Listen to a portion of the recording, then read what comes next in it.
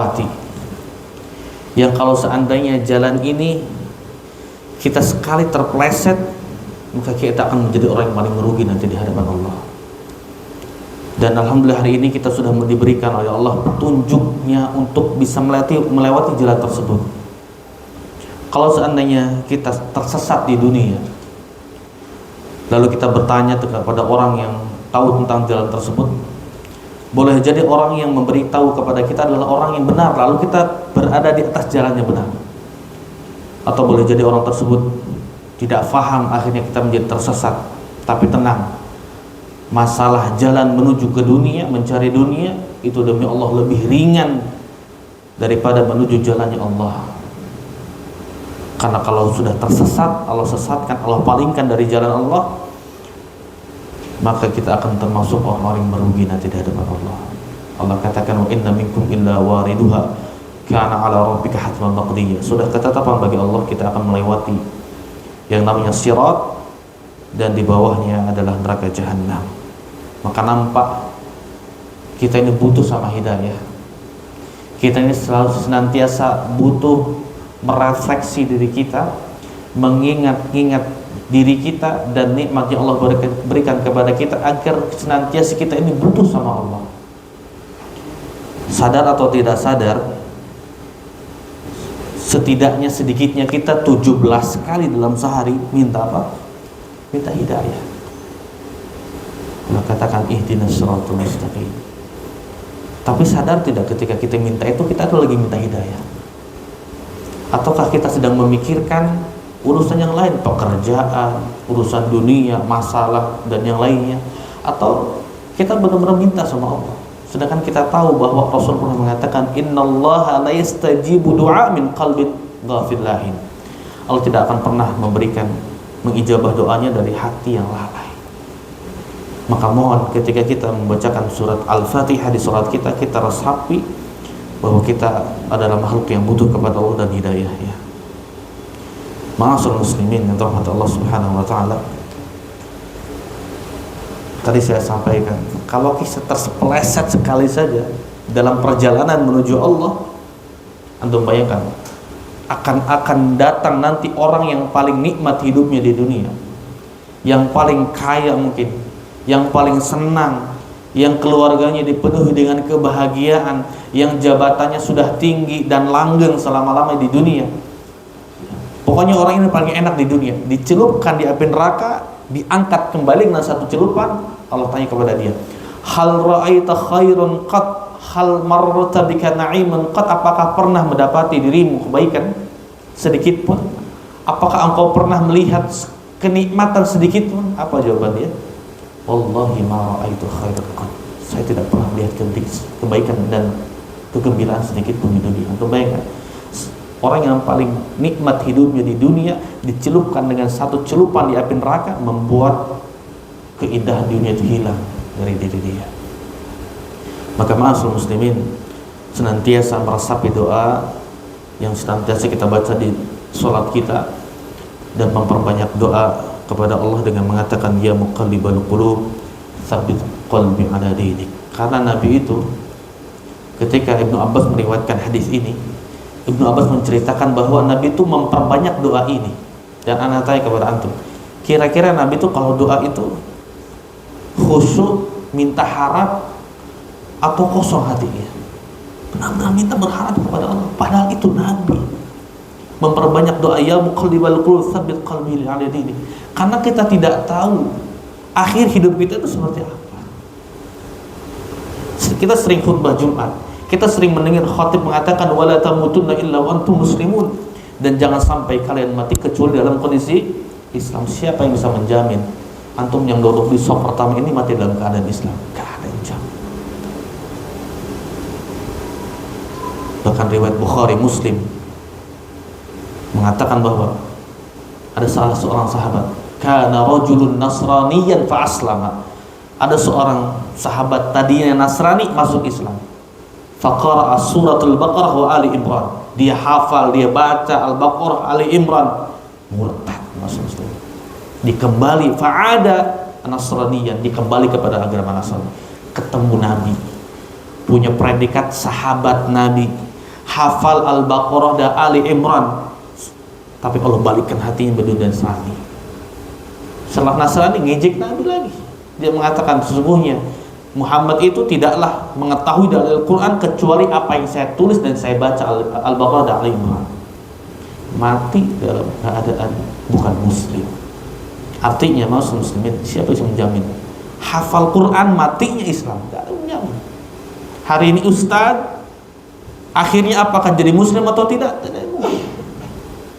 Hafiz 30 juz, mati dalam keadaan muslim, tidak ada yang menjamin. Karena seseorang itu akan dinilai dari akhirnya, dan akhirnya itu apakah dia bisa menjaga dan merawat hidayah tersebut atau tidak.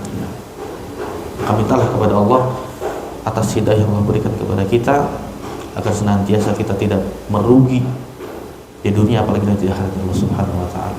Hilangnya dunia itu lebih ringan daripada hilangnya hidayah dari Allah Subhanahu wa taala. Hilangnya dunia dan seisinya ini itu tidak akan lebih buruk daripada ketika hidayah itu hilang dari kita. Karena nanti di yaumil qiyamah orang-orang yang tidak mendapatkan hal ini, mereka akan menebus untuk bisa keluar dari neraka walaupun sepenuh bumi ini emas, tapi Allah tidak menerima daripada tebusan tersebut, karena iman hanya Allah berikan kepada yang Allah cintai, tapi dunia Allah berikan kepada yang Allah cintai dan tidak Allah cintai. Terima kasih muslimin, salawat serta salam kita curahkan kepada Nabi kita Muhammad dan kepada seluruh umatnya yang mengikuti jalan di atas sunnahnya. InsyaAllah hari ini kita akan melanjutkan pembahasan kitab Al-Arba'in Nawawi di hadis ke-36, hadis tentang anjuran tolong menolong atau balasan sesuai dengan perbuatannya. Tafadhal Pak Iwan atau Pak siapa yang baca? Hah? Siapa? Pak Jafar Sakit. Baik. Yang ada bukunya tafadhal bisa dibuka karena hadis ini agak sedikit panjang. Semoga Allah mudahkan kita untuk menyelesaikan hari ini. Hadis ini diriwayatkan oleh Abu Hurairah radhiyallahu anhu an Nabi sallallahu alaihi wasallam qala, dia bersabda, man nafasa an mu'min qurbatan min qurabid dunya nafasallahu anhu qurbatan min qurabil yaumil qiyamah. Saya akan bacakan artinya saja nanti sambil kita bacakan bahasa Arab dan penjelasannya. Barang siapa yang meringankan suatu penderitaan di dunia dari seseorang mukmin, maka Allah azza wa jalla akan meringankan penderitaannya kelak pada hari kiamat. Barang siapa yang memudahkan orang kesulitan, maka Allah akan mudahkan urusannya di dunia dan di akhirat. Barang siapa yang menutupi aib seorang muslim, maka Allah akan menutup aibnya di dunia dan di akhirat. Allah senantiasa menolong hambanya selama hamba tersebut menolong saudaranya. Barang siapa yang menempuh jalan untuk mencari ilmu, maka Allah akan mudahkan jalannya menuju surga. Tidaklah suatu kaum berkumpul di dalam rumah-rumah Allah membaca ayat Quran dan mempelajarinya di antara mereka, kecuali Allah akan turunkan kepada mereka ketenangan, diliputi dengan rahmat, dikelilingi oleh para malaikat, dan Allah akan menyambut mereka di sisinya di hadapan para malaikat. Barang siapa amalannya memperlambatnya, maka nasabnya tidak akan mempercepat dirinya. Hadis riwayat Muslim dengan redaksi ini. Mas muslimin, hadis yang begitu panjang ini, kata para ulama menjelaskan bahwa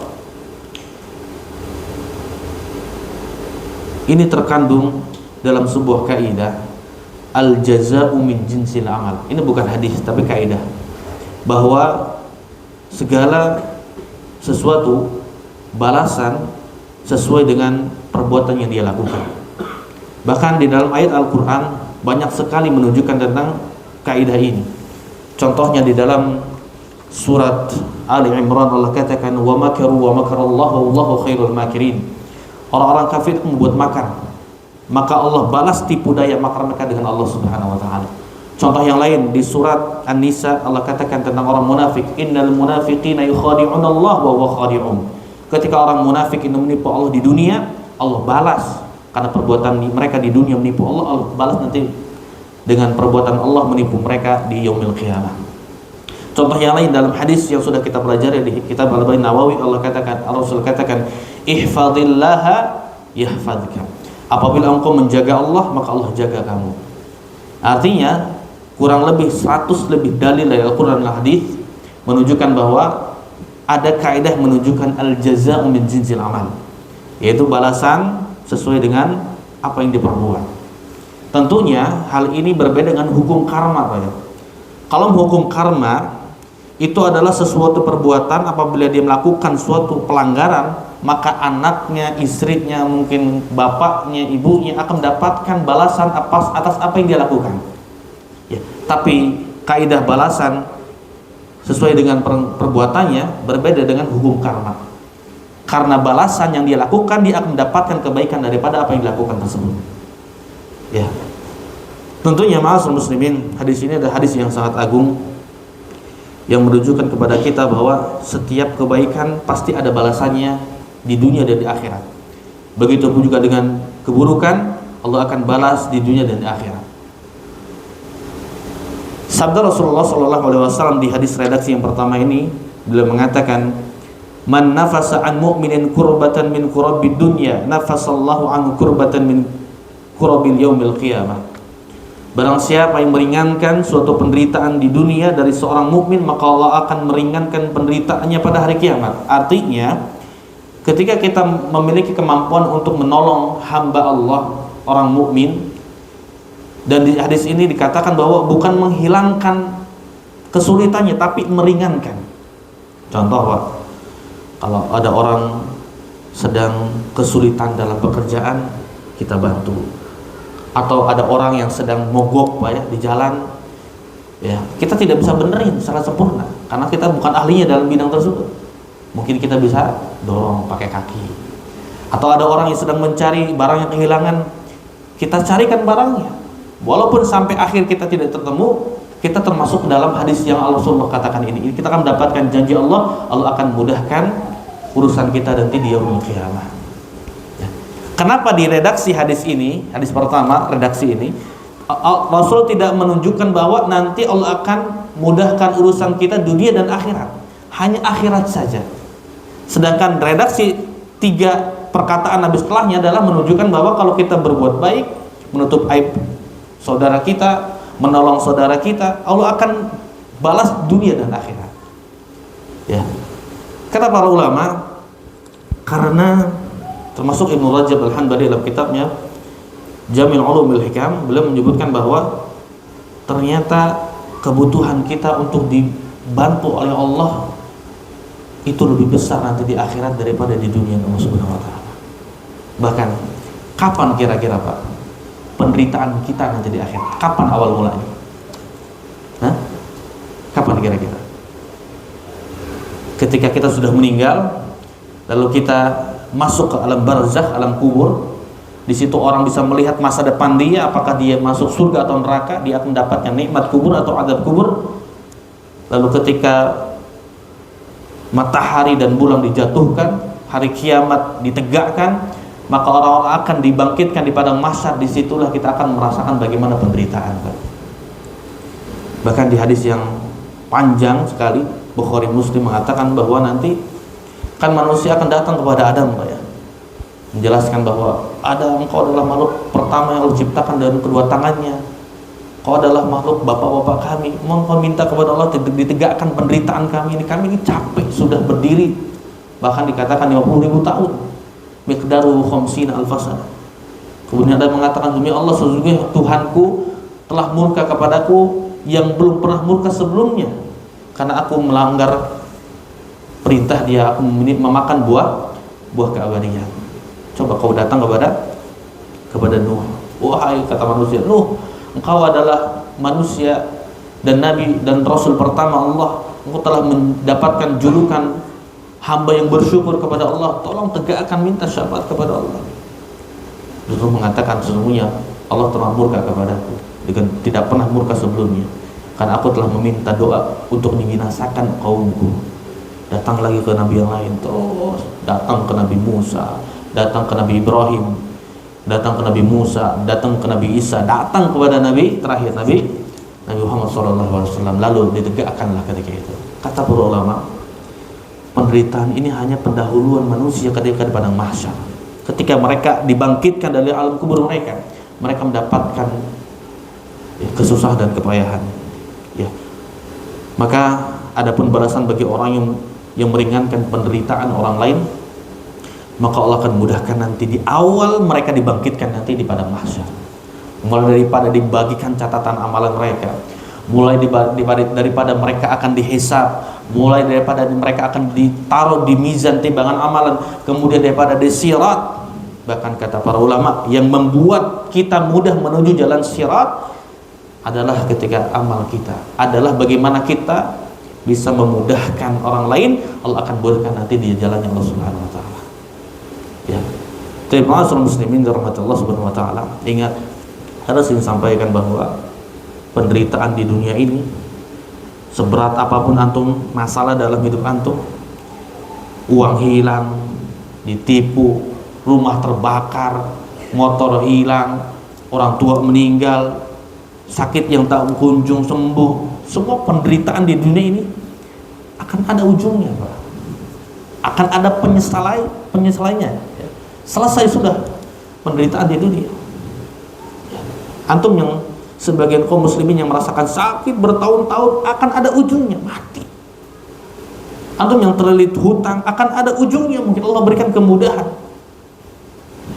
Tapi masalah di akhirat tidak ada yang bisa menolong kecuali dengan amal kita. Oleh karenanya Rasulullah tidak menyatakan bahwa di hadis pertama ini Allah akan membalas di dunia dan di akhirat, melainkan Allah akan menutup dan akan menyembunyikan kebaikan-kebaikan kita selagi kita meringankan beban, ya, kesulitan orang lain sesama muslim. Allah akan tangguhkan nanti di yaumul qiyamah. Ini redaksi hadis yang pertama. Redaksi yang kedua, sabda Nabi Muhammad SAW mengatakan, "Wa man yassara 'ala mu'sirin yassarallahu 'alaihi fid dunya wal akhirah." Barang siapa yang memudahkan orang yang kesulitan, maka Allah akan berikan kemudahan baginya urusan di dunia dan di akhirat. Makna mu'sirin adalah orang yang terlilit hutang, kata para ulama, dalam kondisi sulit dan terdesak. Adapun musir adalah orang yang dalam kondisi lapang untuk membayar hutang. Orang ini mungkin hutang 1 juta, pekan depan ada gaji untuk bisa membayar. Tapi orang yang pertama dalam hadis ini adalah orang yang terlilit hutang, kesulitan.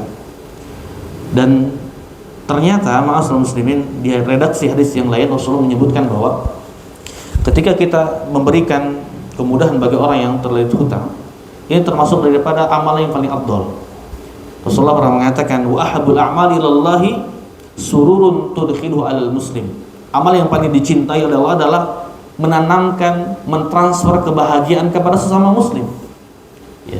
Au takshifa anhu kurbatan, atau menghilangkan kesulitan yang dialami. Au taqdi dainan, atau dia melunasi hutang-hutangnya.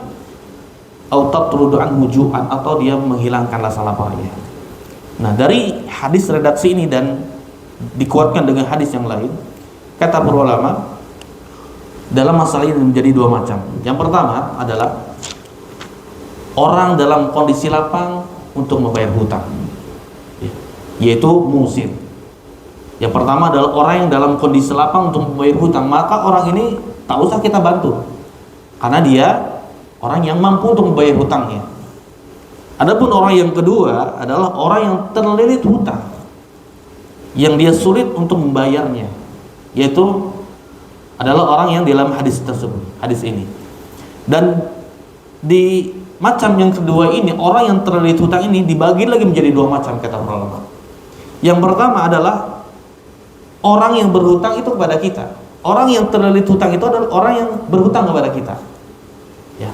Maka siapa saja yang berhutang kepada kita, Rasulullah SAW senantiasa mengajukan kepada kita untuk menangguh atau memberikan jangka waktu agar dia bisa membayar. Ya.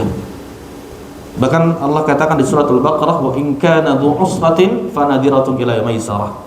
Dan jika ada orang yang berhutang kepadamu dalam kesukaran, dalam kesulitan, maka berilah tangguhan sampai dia bisa menyampaikan dan memberikan bayar hutang tersebut kepada Anda.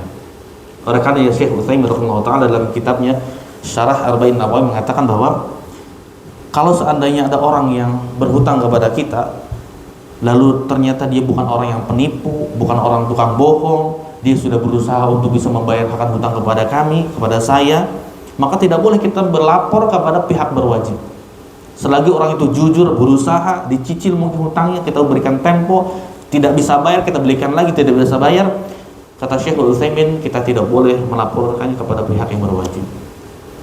Adapun orang-orang yang memang dikasih hutang sama kita, kemudian orang tersebut akhirnya lari atau tidak ada niatan untuk membayar, padahal dia mampu untuk membayar, dia punya aset, punya yang lain untuk bisa dijual untuk menutupi hutang kepada kita, maka kita diperbolehkan untuk melaporkan kepada pihak yang berwajib. Ya.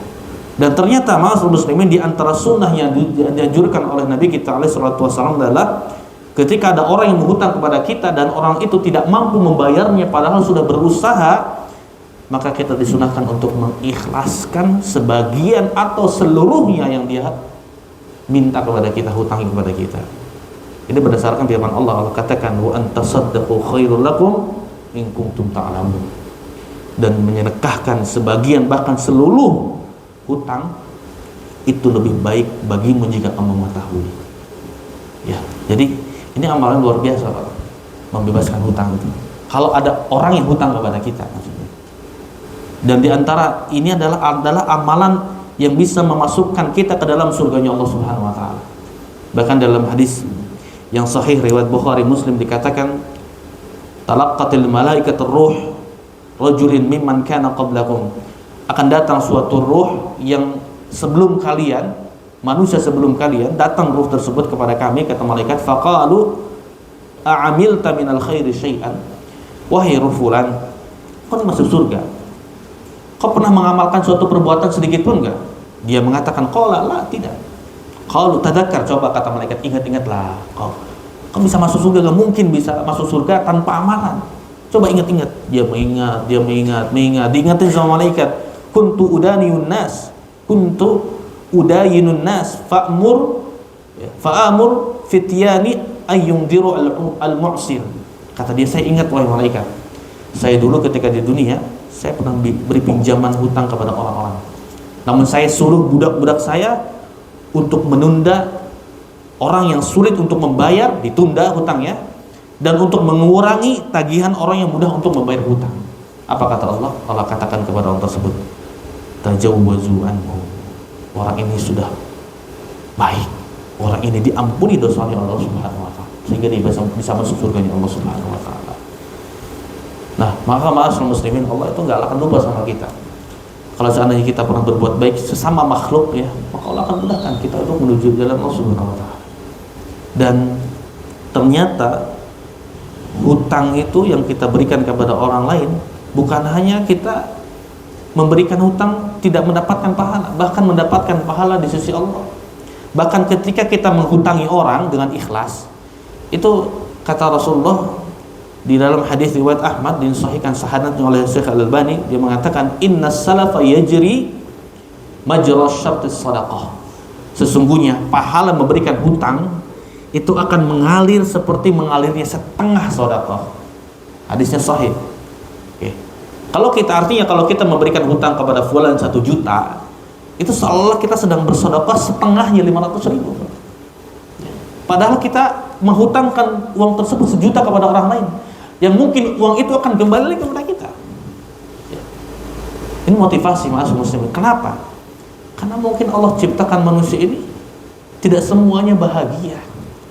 Akan ada orang yang kesulitan, akan ada orang yang dengan yakinnya kepada Allah dan adanya hari akhir dia harus memberikan infak atau harta yang diberikan kepada saudaranya. Coba bayangkan kalau antum semua kaya di dunia ini, gak akan ada kesenjangan sosial, gak akan ada saling bantu membantu, bahu membahu, tidak ada. Ya, oleh karenanya ketika kita berhutang dan ikhlas lillah, insya Allah itu diantara salah satu amalan yang akan memudahkan kita jadi di hadapan Allah Subhanahu wa taala. Ini model yang pertama, ya. Orang tersebut hutang kepada kita. Model yang kedua adalah orang itu hutang sama orang lain. Nah, kalau orang itu hutang sama orang lain, maka tidak ada kewajiban bagi kita untuk melunasi hutangnya. Tidak ada anjuran bagi kita untuk melunasi atau mengikhlaskan setengah atau seluruhnya kalau hutang itu kepada orang lain. Ya, tapi lagi-lagi agama mengajarkan kepada kita untuk bisa membantu orang tersebut karena terlilit hutang. Bahkan hukumnya sunnah, bukan wajib, Pak ya. Hukumnya sunnah bagi kita membantu orang lain ketika orang tersebut berhutang kepada orang lain yang dia terlilit hutang. Karena orang yang senantiasa membantu dan meringankan kesulitan orang lain, ingat janji Allah, Allah akan mudahkannya di yaumul qiyamah. Ini sabda yang kedua ya. Kemudian yang ketiga, Nabi SAW mengatakan, "Wa man satara musliman satarallahu fid dunya wal akhirah." Barang siapa yang menutupi aib seorang muslim, maka Allah akan menutup aibnya di dunia dan di akhirat. Kata satara dalam bahasa Arab ini artinya menutup. Sitar, menutup. Itu artinya hendaknya kita berusaha untuk tidak melihat aib orang lain dan tidak mencari-cari aib orang lain. Kalaupun kita tahu, kita tutup gitu. Dan ingat, ketika kita menutup aib orang lain, ini ibadah. Jangan sebagian orang berpikir ibadah itu sholat, zakat, puasa, haji, umrah. Menutup aib saudaranya itu ibadah lillahi ta'ala. Adapun orang yang mungkin ya, ada sebagian orang hari ini membanggakan kemaksiatannya, mengumbar aibnya sendiri, bahkan menampakkan dengan tanpa ragu-ragu, maka dia tidak masalah bagi kita untuk mengumbarnya. Contoh, kalau ada orang maling, membunuh orang, dia terang-terangan membunuh orang di mana? Di medsos atau yang lainnya, maka kita boleh untuk menyebarkannya agar ada pihak yang berwajib agar madorotnya tidak lebih besar ketika itu. Dan masalah aib ini dikecualikan para ulama, boleh kita. Contoh, ada orang yang menikah, kemudian tanya sama kita, fulan ini baik atau tidak? Oh, kita tahu aibnya nih, ya, keburukannya, ya, bahkan keburukannya lebih banyak daripada kebaikannya. Yang mungkin kalau Anda rekomendasikan orang ini gak cocok sama antum, kita boleh berikan masukan, oh, orang ini kayaknya kurang baik gini. Ya. Atau ada orang yang berhutang kepada kita, hutang orang ini gak pernah bayar, boleh gak kita kasih tahu? Boleh. Apa akhi? Fulan nih mau hutang sama anak gimana? Aduh, anak udah 10 kali gak dibayar. Gak apa-apa. Adapun aib itu yang berkaitan tentang keluarganya, mungkin dirinya, yang mungkin dia tidak mau diumbar kepada orang lain, lalu kita umbar, ini dosa. Ayuhibbu ahadukum an ya'kula akhihi maitan fakarihtumu. Allah sampai permisalkan kalau kita memuji atau membicarakan aib orang lain, itu bagaimana kita sedang memakan daging saudara kita sendiri. Ya. Tapi perlu kita ketahui bahwa meskipun seorang bisa menutupi aibnya di dunia, maka dia tidak akan pernah bisa menutup aibnya di akhirat. Ya. Atau bayangkan, ma'asyiral muslimin, kita refleksikan hari ini gitu Pak, dengan yang mungkin umur kita sekarang ada yang kepala 2, kepala 3, kepala 4, kepala 5. Kira-kira kalau seandainya aib kita dibuka oleh Allah, ada gak yang duduk samping kita Pak? Ada. Bahkan sebagian ulama mengatakan, kalau seandainya dosa itu memiliki aroma, akan ada yang bisa duduk samping saya. Ya. Dan diantara salah satu cara agar aib kita ditutup sama Allah, kita tutup aibnya di dunia. Dan balasannya kata Allah, fid dunya wal akhirah. Kalau kita sering menutupi aib seorang muslim, Allah akan tutup aib kita di dunia, di akhirat. Ingat dengan firman Allah di surat Al-Haqqah, saya sering sampaikan, yauma idzin tu'raduna la takhfa minkum khafiyah. Pada hari itu tidak ada yang tersembunyi di hadapan Allah. Orang lain tidak tahu, orang lain tidak tahu dengan perbuatan kita, Allah tahu, Allah tampakkan di hadapan manusia. Tapi khusus bagi orang, kata para orang yang sering menutup aib orang muslim, Allah akan tutup nanti di yaumul qiyamah. Bahkan ma'asyiral muslimin, di hadis yang lain Rasulullah mengatakan, ya ma'syara man amana bilisanihi wa lam yadkhulul iman fi qalbihi. Wahai manusia, orang-orang yang beriman dengan lisannya dan belum masuk ke dalam hatinya imannya, la tabul muslimina wa la tattabi'u auratihim. Jangan kalian menggunjing, menghina seorang muslim, dan jangan kalian mencari-cari kesalahan seorang muslim. Fa innahu man yattabi' auratihim yattabi' auratahu wa man yattabi'illahu auratahu yaqdahu fi baitihi. Barang siapa yang mencari-cari kesalahan aib seorang muslim, maka Allah akan cari kesalahannya. Kira-kira kalau Allah yang nyari kesalahannya, Allah tahu kesalahan kita. Kalau kita mencari kesalahan-kesalahan seorang muslim, mungkin kita tidak akan menemukan kesalahannya kecuali 1, 2, 3, 4. Tapi kalau Allah yang cari kesalahan kita, Allah tahu dengan keburukan kita. Oleh karenanya, siapa saja yang sanggup untuk bisa menahan dirinya untuk tidak menyebarkan aib seorang muslim, maka tahanlah, ingatlah bahwa aib kita akan nanti ditutup di hadapan Allah Subhanahu wa taala. Ya. Perlu diingat juga di zaman sekarang ini Pak ya, dengan berbagai macam medsos hari ini, banyak di antara kaum muslimin yang tidak paham tentang ini, akhirnya dia mengumbar ya aib istrinya, aib keluarganya, aib suaminya. Lalu sebagian kita mencari tahu lebih dalam, kemudian kita men-share lagi, kita menyebarkan lagi. Ingat, ini termasuk daripada menyebarkan aib. Maka sejatinya kita sibukkan diri kita dengan hal yang bermanfaat, agar jangan sampai kita mengikuti ya zaman hari ini menyebarkan hal-hal yang tidak bermanfaat, bahkan menyebarkan aib seorang muslim. Tapi muslimin, di redaksi yang selanjutnya Rasulullah katakan, wallahu fi aunil abdi ma kana al-abdu fi auni akhihi. Ini syahid, ini inti topik dari pembahasan kita hari ini, yaitu Allah akan senantiasa menolong hambanya selama hamba tersebut menolong saudaranya. Seolah-olah redaksi yang keempat ini adalah pernyataan Nabi, kesimpulan dari 3 redaksi sebelumnya. Redaksi pertama tadi Rasul katakan apa? Barang siapa yang meringankan penderitaan muslim, Allah akan ringankan penderitaannya di akhirat. Yang kedua, barang siapa yang memudahkan urusan orang yang terkena kesulitan hutang, maka Allah akan mudahkan dia di akhirat. Yang ketiga, barang siapa menutup aib seorang muslim, Allah akan tutup aibnya di akhirat. 3 poin ini seolah-olah akan terrangkum dengan poin yang keempat, yaitu Allah senantiasa menolong hambanya selagi hambanya menolong saudaranya. Ya, maka Anda sampaikan di kesempatan kali ini, dan ternyata 3 perkara yang depan ini bukan berarti menolong hamba ini hanya 3 perkara ini. Ini bersifat umum, ini hanya contoh saja.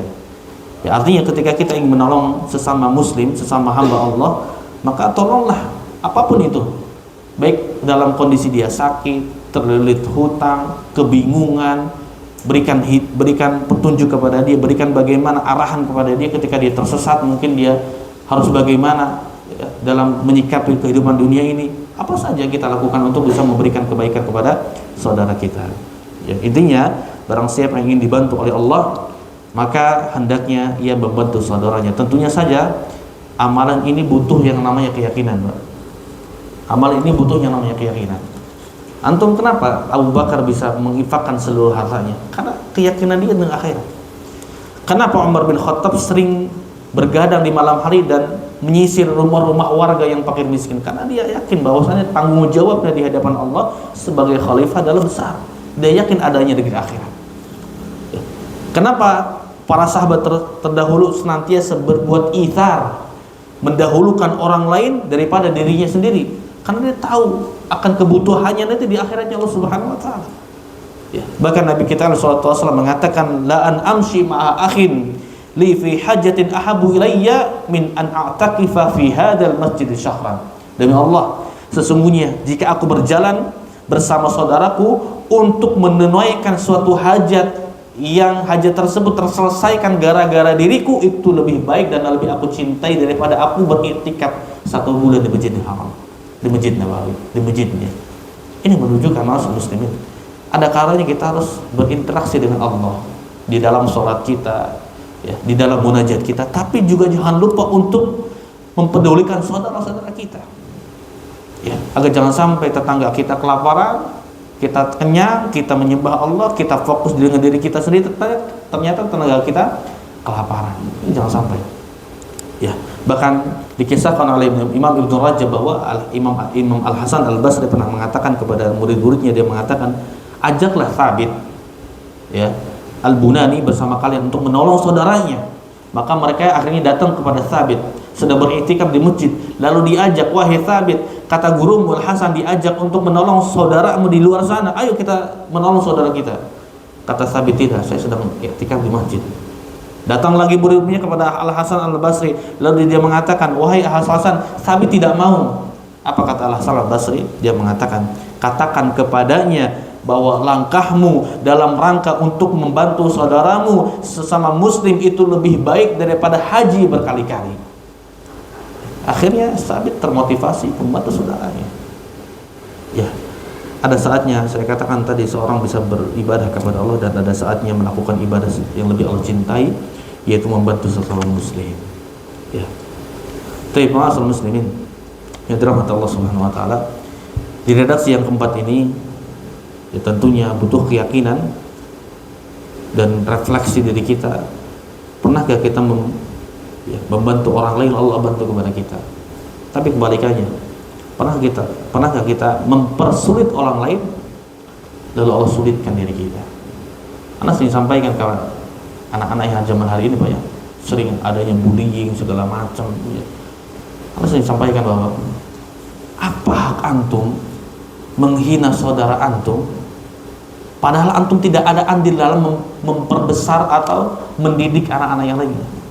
Contoh, ada si A ngejek si B, menggunjing atau menghina si B. Apa hak si A menghina si B, sedangkan si A ini tidak ada andilnya dalam proses pendidikan si B?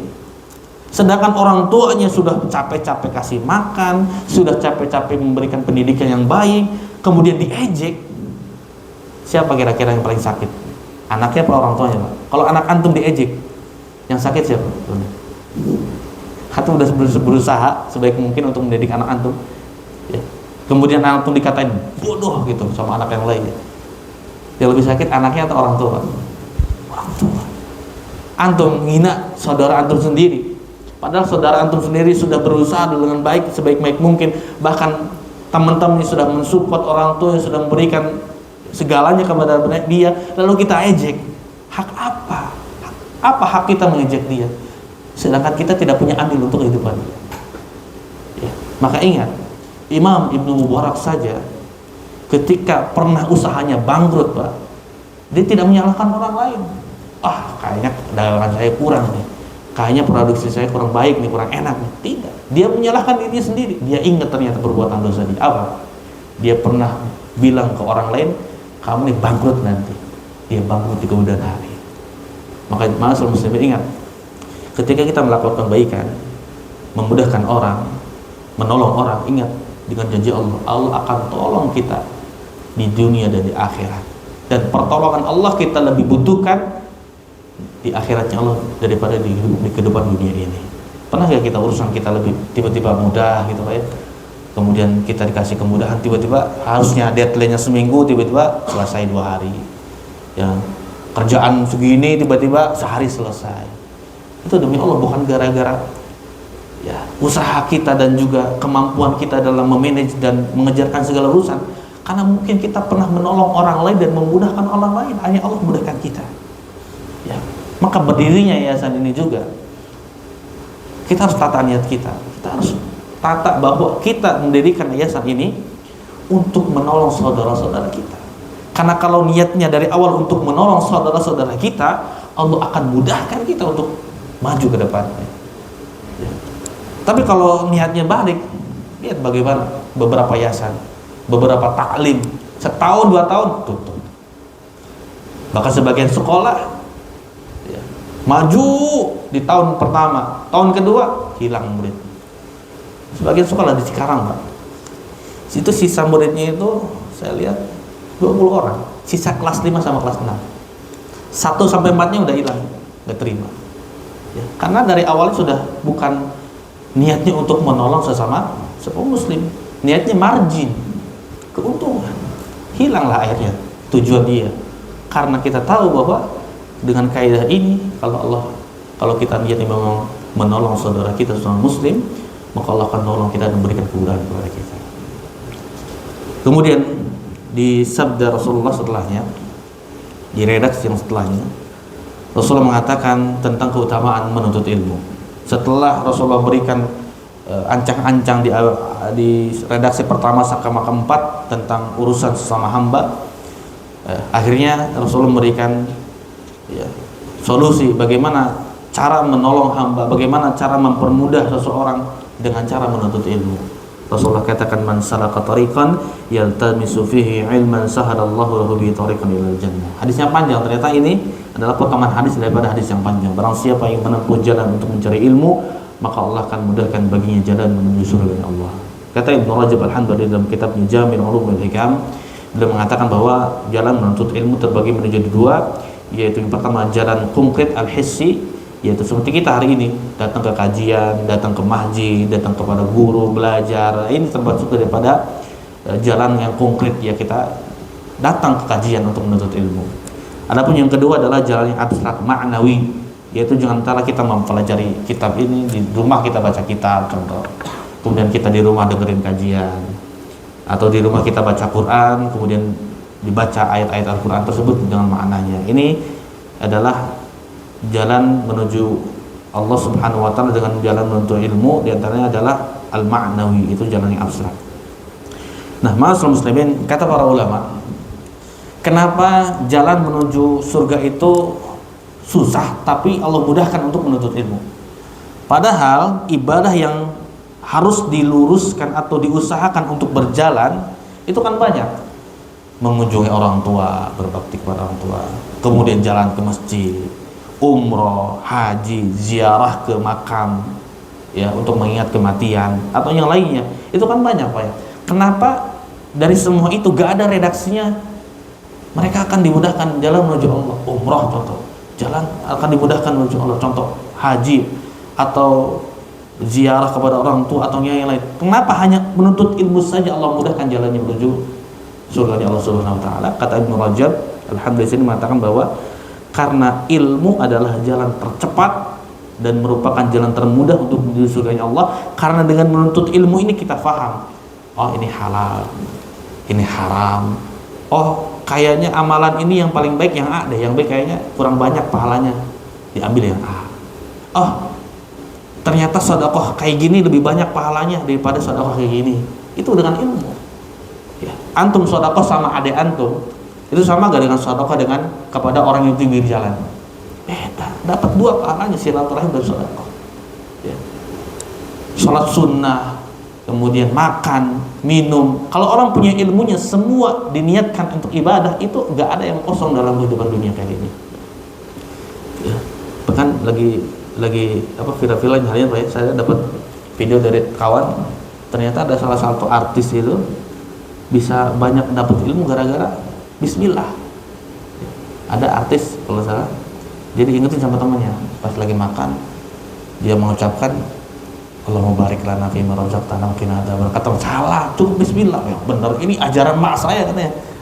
Enggak, coba antum baca lagi, coba lihat referensi, cuma bismillah doang. Dicari, oh ternyata benar bismillah. Dari situ dia ingat bahwa ternyata kayaknya banyak amalan yang salah nih, gak cuma makan doang yang terkecil. Oh ini terus lagi sholat saya ternyata gak benar, akhirnya wudhu saya gak benar, kehidupan saya gak benar, mau sampai kapan saya gak benar kayak gini. Akhirnya dia menerima hidayah. Ya intinya masuk muslimin, kalau orang sudah diberikan hidayah dan ada ketertarikan dia untuk bisa menuntut ilmu, Allah akan mudahkan jalannya menuju surga Allah Subhanahu wa taala. Tema muslimin dirahmati Allah Subhanahu wa taala. Ya, duduknya antum di sini menulis, mengkaji, mengkitab, membaca kitab, kemudian ini semuanya adalah ibadah lillahi taala. Dan yang dimaksud dengan hadis ini adalah ilmu syar'i, ilmu agama. Baik itu ilmu yang susah, yang mudah, yang ringan, yang berat, selagi kita mempelajarinya karena lillahi ta'ala, maka Allah akan mudahkan jalannya menuju surganya Allah Subhanahu wa taala. Ya, Anda lihat bagaimana para ikhwan itu, subhanallah ya, di sini belajar bahasa Arab malam Minggu, Pak ya. Malam Minggu, Pak ya? Apa malam Senin? Bahasa Arab nih. Malam Minggu ya? Masya Allah, itu waktu keluarga diambil untuk menuntut ilmu. Dan biasanya khalaqah bahasa Arab itu khalaqah yang gak bertahan lama gitu. Karena biasanya sedikit mental. Ya, kalau bukan kan taufik dari Allah Subhanahu wa taala. Tapi ingat, ketika antum belajar apapun itu dalam urusan agama, baik itu ilmu bahasa Arab, baik itu tahsinul Quran, baik itu ilmu fikih, akidah, hadis yang lainnya, selagi antum niatkan untuk lillahi ta'ala dan niatkan untuk bisa dimudahkan jalannya menuju surganya Allah, Allah akan berikan janji itu. Ya, karena Al-Imam Syafi'i pernah mengatakan talabul ilmin afdalu min shalatin nafilah. Menuntut ilmu itu lebih afdal daripada salat sunnah. Maka Imam Syafi'i ketika mengunjungi muridnya, dia tidak tidur semalaman membaca kitab, mengeluarkan faidah-faidah dari satu hadis, sedangkan murid-murid yang lainnya itu salat malam, dia lebih memilih untuk menuntut ilmu daripada salat malam. Karena menuntut ilmu itu adalah lebih agung daripada salat atau mengerjakan hal-hal yang sunnah. Tapi ma'asyiral muslimin dirahmati Allah Subhanahu wa taala, di hadis yang selanjutnya, redaksi yang selanjutnya, Rasulullah mengatakan, "Wa man ijtama'a qaumun fi baitin min buyutillah." Tidaklah suatu kaum berkumpul di dalam rumah-rumah Allah, yatluna kitab Allah, membacakan Al-Qur'an, ayat-ayat Allah, wa yatadarusuna bainahum, dan dia membacakan dan memahami ayat-ayat Allah tersebut, illa nazalat alaihimus sakinah, kecuali Allah akan turunkan kepada dia rasa ketenangan, wa ghasyiyatuhumur rahmah, dan Allah akan menyelimuti dia dan dengan malaikat yang akan menyambut dia dikelilingi dengan malaikat, wa haffathumul malaikah wa dzakarallahu fi man indah, malaikat datang, kemudian sakinah datang, Allah akan sebut-sebut dia di hadapan Allah Subhanahu wa taala. Tapi ma'asyiral muslimin, kita sekarang lagi membaca ayat-ayat Allah, kita sedang bagaimana ya membaca hadis-hadis Rasulullah SAW, maka datang insya Allah para malaikat datang kepada kita, insya Allah nanti ketenangan datang kepada kita, dan mungkin hari ini kita belum mendapatkan efek samping dari itu, tapi mungkin 10 tahun, 20 tahun, 30 tahun ke depan kita akan mendapatkan efek samping daripada apa yang sudah kita lakukan hari ini.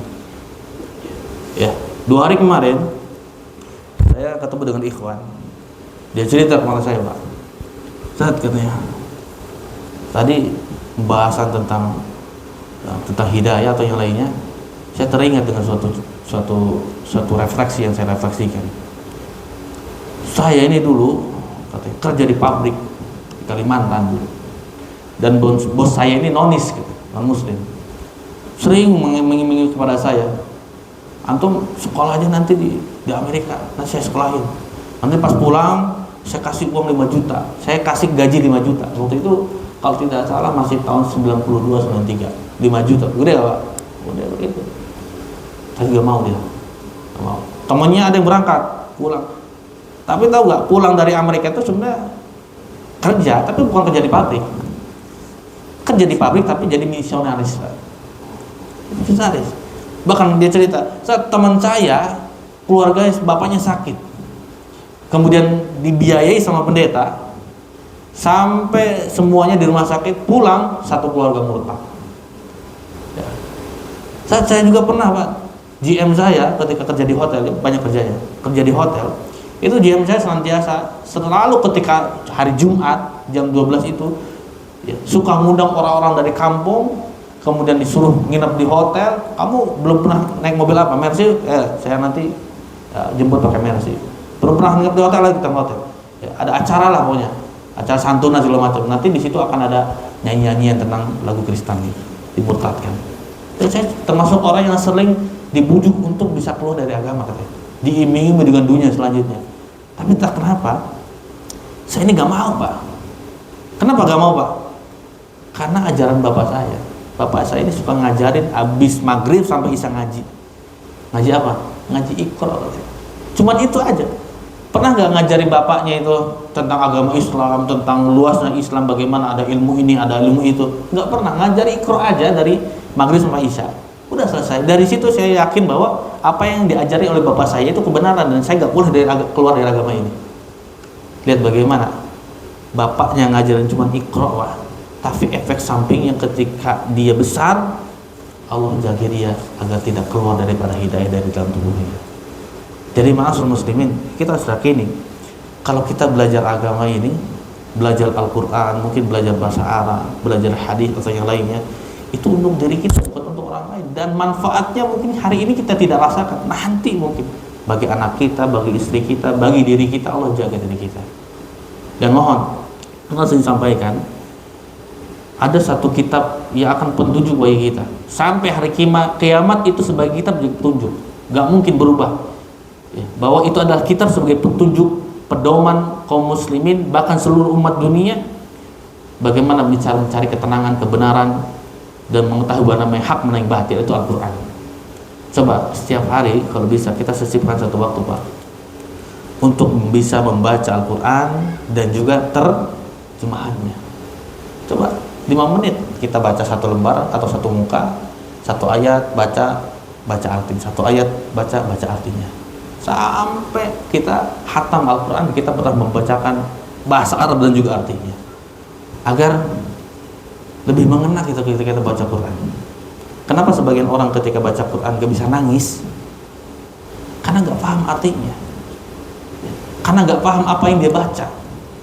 Dan ketika kita baca, kita paham, kita baca artinya, insya Allah itu akan lebih mengena kepada diri kita. Ya, antum tahulah, dulu ketika kecil ada lagu ya, saya sering dulu termasuk orang yang ketika masuk rumah tuh orang tua sering nyetir lagu religius dulu, karena belum paham dulu. Apa? Siapa pengarang itu? Dia mengatakan, Ombo Ati ada 5 perkara. Yang pertama apa? Hai, apa? Baca Quran dan maknanya. Itu obat hati, Pak. Kalau hati kita lagi gundah, lagi gulana, baca Quran dengan gak cuman bahasa Arabnya, pahami maknanya. Yang kedua apa? Lupa lagi. Hah? Salat malam dah? Disalurkan, baca Quran dan maknanya disalurkan di salat malam. Ya, ini ma'asyiral muslim ya. Insya Allah ketika kita berkumpul kemudian membaca Al-Quranul Karim, kita pahami maknanya, insya Allah itu akan menjadi obat bagi kita semua. Karena Allah janjikan kepada kita Al-Quran fihi syifa'ul linnas, ya. Atau Al-Quran itu akan menjadi obat bagi kita. Baik. Kemudian di redaksi yang terakhir Rasulullah katakan, "Wa man batta'a bihi 'amaluhu lam yusri' bihi nasabuhu." Barang siapa yang amalannya memperlambatnya, maka nasabnya tidak mempercepat dirinya untuk masuk ke dalam surganya Allah. Jadi nasab ini tidak akan bisa mempengaruhi dirinya apakah dia pasti masuk surga atau ke neraka dulu. Yang akan menyebabkan dirinya bisa masuk surga adalah amalannya. Bahkan beberapa banyak hadis-hadis, ayat-ayat Allah menyebutkan bahwa kita masuk surga karena amalan, bukan karena nasab. Ya. Sebagaimana Allah katakan di dalam surat Al-An'am ayat 132, Allah katakan walikullin darajatin mimma amilu, dan masing-masing orang akan memperoleh derajat yang seimbang di hadapan Allah atas apa yang dia kerjakan. Wa ma rabbuka bighafilin amma ya'malun, dan Tuhanmu tidak akan lengah dari apa yang mereka kerjakan. Wallahu khabirum bima ta'malun, Allah akan mengetahui apa yang kamu lakukan. Artinya ma'asyiral muslimin, nasab itu tidak akan bisa menyeret kita ke surga, melainkan yang bisa menyeret kita ke surga adalah amalannya. Bahkan nasab ini tidak akan bermanfaat kalau seandainya dia tidak beriman dan beramal soleh kepada Allah Subhanahu wa taala. Antum bayangkan Bilal bin Rabah, siapa dia? Budak, Pak. Tapi Rasul mendengar terompahan kakinya di surga. Antum lihat bagaimana Salman Al-Farisi, dia adalah seorang dari Persia. Ya. Tapi ternyata dia mulia dengan beriman kepada Allah Subhanahu wa taala. Tapi lihat bagaimana pamannya Nabi Muhammad, Abu Lahab, pamannya nasabnya tinggi, tidak beriman, dijerumuskan ke dalam neraka, bahkan dia terlaknat satu keluarga. Tabbat yada Abi Lahab wa tab, sekeluarga dilaknat. Bapaknya, istrinya, wa imra'atu hammalatal hatab, anak-anaknya dilaknat Allah Subhanahu wa taala. Dan ini menunjukkan bahwa tidak ada yang kita banggakan karena kita semua tercipta dari tanah. Rasulullah sering menasihati orang-orang di Mekah dengan mengatakan, wahai kaum Quraisy, wahai kaum Bani ini. Rasulullah mengatakan, kullukum min Adam wa Adam min turab. Kalian semua tercipta dari Adam dan Adam terbuat dari tanah. La fadla li Arabi 'alal ajam, tidak ada keutamaan orang yang Arab ataupun non-Arab. Walal aswad 'alal abyad, orang putih, orang hitam tidak lebih utama. Tapi Allah itu Maha Adil. Allah tahu yang membuat kemuliaan seorang itu bukan di kulit warna, di harta, di jabatan, ya, di nasab, akan tapi Allah letakkan kemuliaan itu takwanya Allah Subhanahu wa taala. Sebagaimana Allah letakkan kebahagiaan itu di dalam hati. Baik, ma'asyiral muslimin, dari hadis ini kita bisa menyimpulkan bahwa di redaksi yang pertama Rasulullah menyebutkan bagaimana keutamaan orang-orang yang memudahkan urusan orang lain, menolong orang lain, menutup aib orang lain. Allah akan balas nanti di dunia dan apalagi nanti akhiratnya Allah Subhanahu wa taala. Dan bagaimana cara kita untuk kiat-kiat bagaimana bisa menolong orang lain, bagaimana bisa menutup aib orang lain. Rasul katakan di redaksi setelahnya, yaitu dengan cara menuntut ilmu Allah Subhanahu wa taala, agar dengan ilmu itu kita bisa mengetahui mana yang benar, mana yang salah, mana yang sunnah, mana yang bid'ah, mana yang tauhid, mana yang syirik, mana yang bisa mendekatkan diri kepada surganya Allah, mana bisa menjauhkan diri kepada nerakanya Allah, dan mana orang-orang yang akan terjerumus ke dalam kebinasaan Allah Subhanahu wa taala. Baik. Ini yang bisa saya sampaikan. Kita lanjut di beberapa pertanyaan. Ana izin membacakan pertanyaan, yang bisa jawab bisa Ana jawab, yang tidak mungkin di lain kesempatan.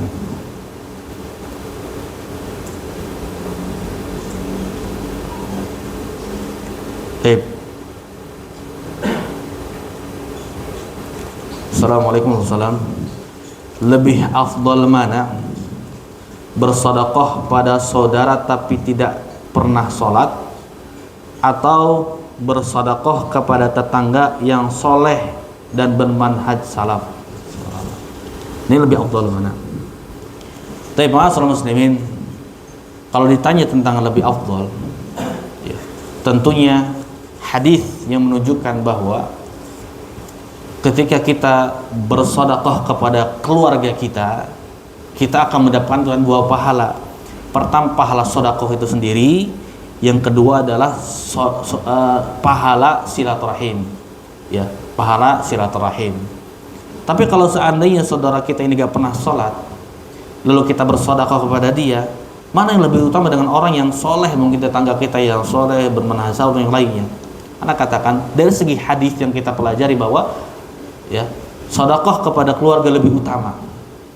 Tapi antum niatkan ketika sedekah itu, sisipkan juga untuk bisa berdakwah, Pak. Karena orang itu akan luluh hatinya ketika kita kasih materi, Pak. Antum bagaimana lihat Suhail ibn Amr, kalau tidak salah, dalam sahabat Nabi SAW itu orang kafir dulunya. Nabi kasih unta nih 10, nggak ngefek, 10 sampai 100 masuk Islam dia, Pak. Coba ketika kita ingin bersedekah kepada keluarga kita, ya, kita sisipkan juga, kita dakwahi mereka, ya, kita ajak mereka untuk sholat. Toh kalau dia ternyata sholat, kita sedekah, kita nasihati dengan sholat, kita akan mendapatkan apa yang dia senantiasa melakukan ibadah tersebut. Dia sholat gara-gara kita berikan petunjuk, gara-gara kita berikan masukan dan dakwah kita akan mendapatkan pahala yang dia laksanakan, ya. Karena lagi-lagi orang itu akan luluh dengan kebaikan kita, ya. Coba, Pak, antum mau dikasih sama orang yang gak kenal gitu, tiba-tiba, Pak Haji, ini saya ada uang, padahal zakat, Pak, ya, zakat mal, berapa, Pak? 50 juta buat antum aja. Oh, buat antum kira-kira akan berterima kasih berapa hari itu? Oh, minta nomornya, Pak, minta nomornya. Nanti ketika orang itu bilang, Haji, mohon maaf, besok bisa ke rumah saya. Oh, siap, Pak, pasti siap, ya. Orang itu akan luluh dengan harta. Maka ketika antum ingin bersedekah kepada saudara antum yang gak sholat, sisipkan juga untuk bisa berdakwah. Jangan cuma ngasih doang, ya. Itu ladang dakwah kita, itu saudara kita, dan dia yang lebih berhak untuk kita ajak daripada orang lain, ya. Tentu kalau saudara kita sudah mapan, kemudian kita bersedekah kepada tetangga kita, tafadhol.